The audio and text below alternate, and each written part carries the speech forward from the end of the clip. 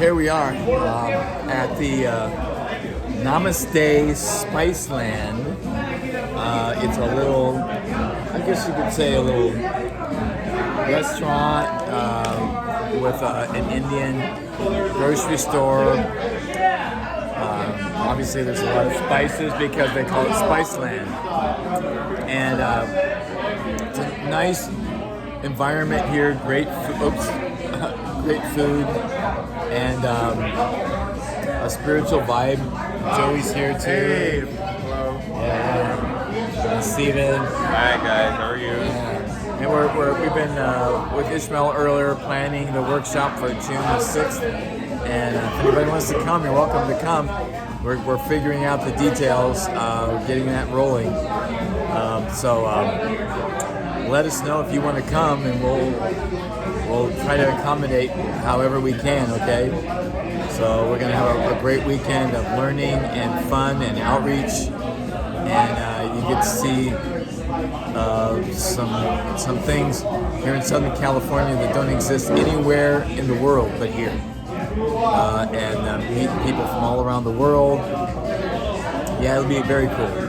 So, and we've had interesting discussions too. What's your observations of the last couple of days? Steve, start with Steven.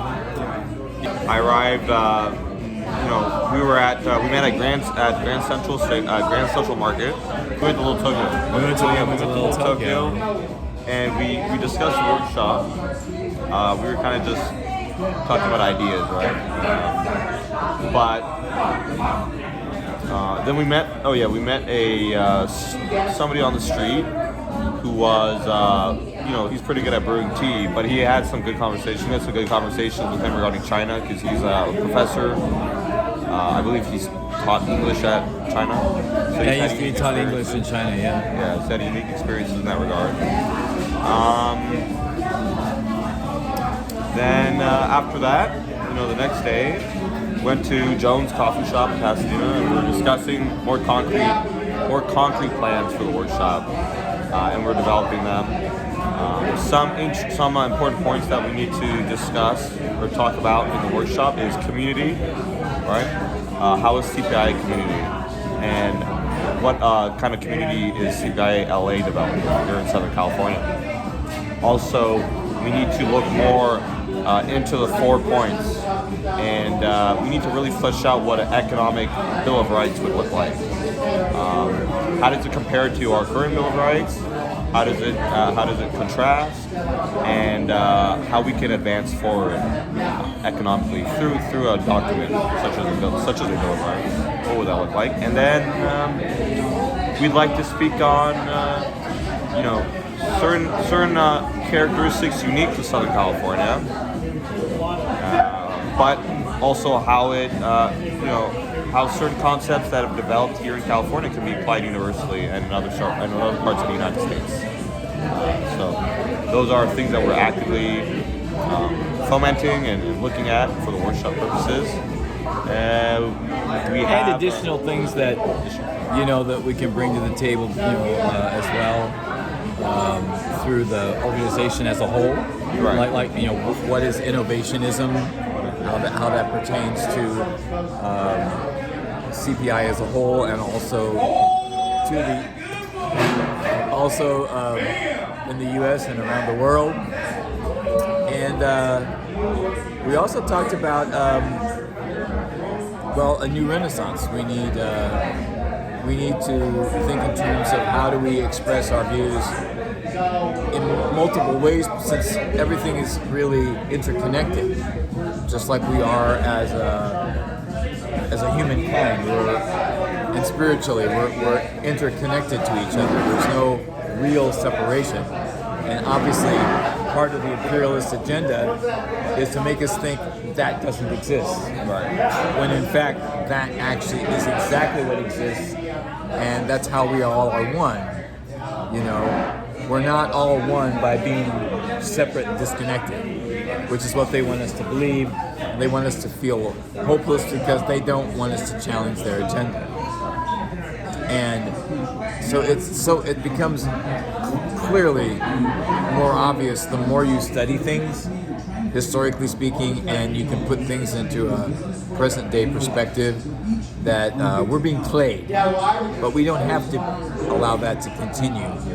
You know, as our friend Cody, who has his community here at the this restaurant now, as you hear talking in the background, Cody is a brother that obviously attended a workshop. I've known him for a while here in the Pasadena community. He's has a Quaker and Jewish background, and very spiritually minded. And he made a point earlier of the importance of community and how this community stayed together even after the Altadena Eaton fires. They used to gather in this kind of artistic vegan health store kind of thing in Altadena called Oh Happy Day. Very spiritual vibe. I went there some, and really nice community.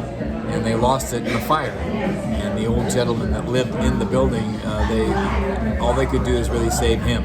They couldn't, unfortunately, save anything in the store, I understand. So they still stay together, and they've realized this is about community, interacting together and enjoying each other's company, conversation, eating food. That's always been a big part of spiritual communities. That's how we stay strong.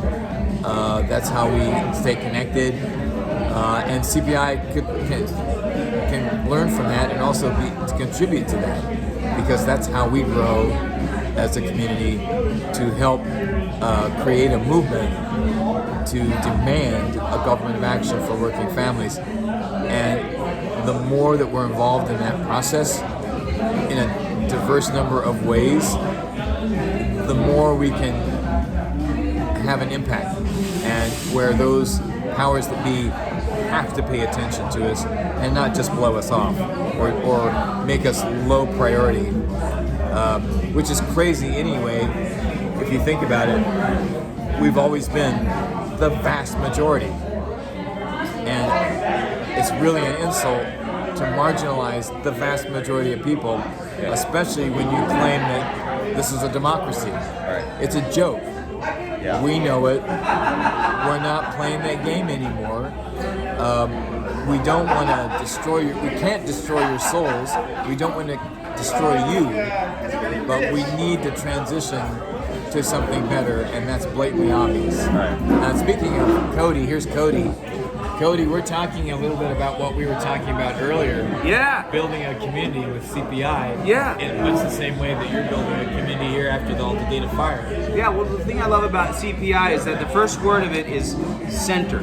Right. And I think the issue with the United States, and maybe most of the Western world, is that we're so abstracted, and our attention has been occupied, has been outsourced by basically the trend of the day. And the trend of the day seems to be in a vicious cycle of problem, what is that algorithm where it's like problem, solution, problem,